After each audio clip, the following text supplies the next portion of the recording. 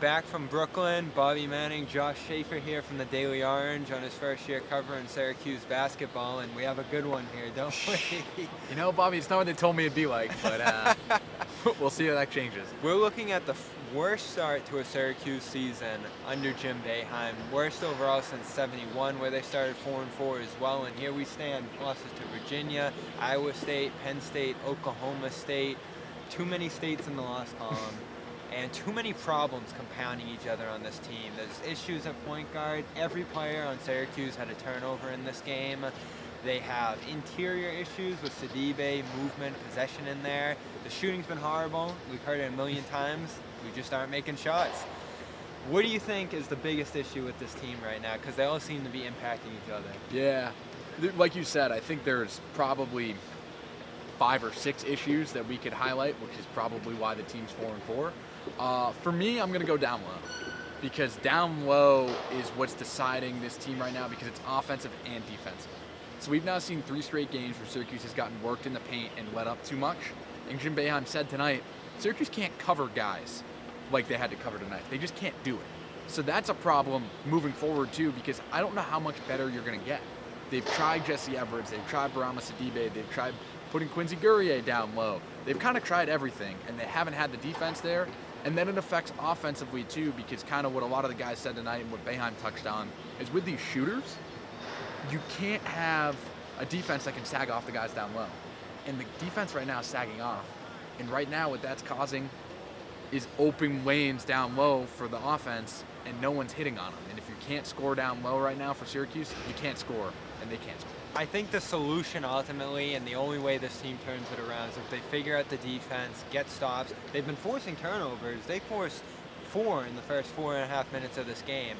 They haven't been able to get out in transition as much as they want to, and I think that's where they've been great as a shooting team. That's their strength, setting themselves up for shots and forcing the turnovers, like I just said. They just can't clean it up defensively.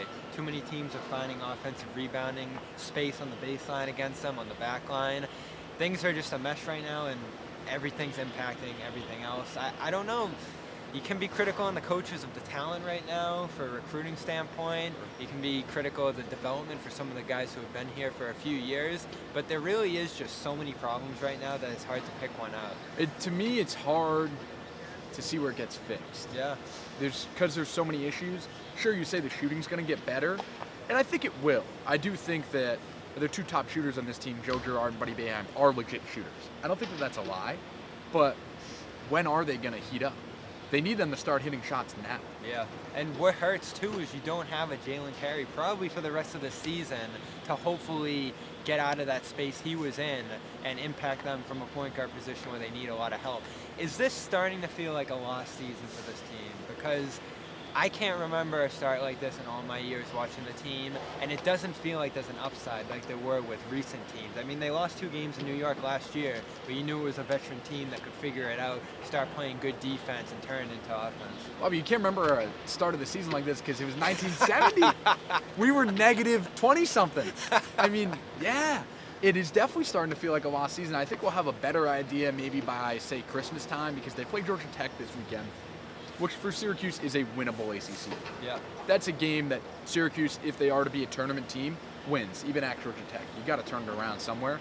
And they have a couple more non-conference games that should also be wins. If they Georgetown is in turmoil right now, which is if probably they the lose to only Georgetown, good news, sound the right? alarms. They probably lost another player while we're doing this. Georgetown is set to lose about 4 rotation players with just a horrible week that they've had up there. Still figuring out what's going on with them. I guess that's the only positive we have in Syracuse land right now is that Georgetown is falling apart. But for now, Syracuse is in a bad place. They're off to Georgia Tech, Georgetown, road trip here. They come out of this 4-6. We're probably looking at a team that's going to be struggling to make the NIT, which is just so different from what we used to. It's hard to escape. Syracuse has run into this in the past, and they've been a bubble team. It's hard to escape the resume that you create in November and December because it is your non-conference, and the ACC is good. Syracuse kind of has a cap on how well it can play in the ACC. It's not going to go out and be a top ACC team. And when you don't win any of those non-conference games against teams that could also be bubble teams, like in Oklahoma State, it's tough to make your case to make the NCAA tournament. Yeah, and it's hard to look at this outside of the context of the recruits that they lost, both Jacksons, Isaiah and Andre. So, where do you grow from here? It's going to have to be internal unless they pull a grad transfer or something like that. We'll get into those bigger picture issues on the Syracuse Basketball Podcast sometime, but thanks to Josh Schafer for hopping on with us today. Appreciate it, Bobby.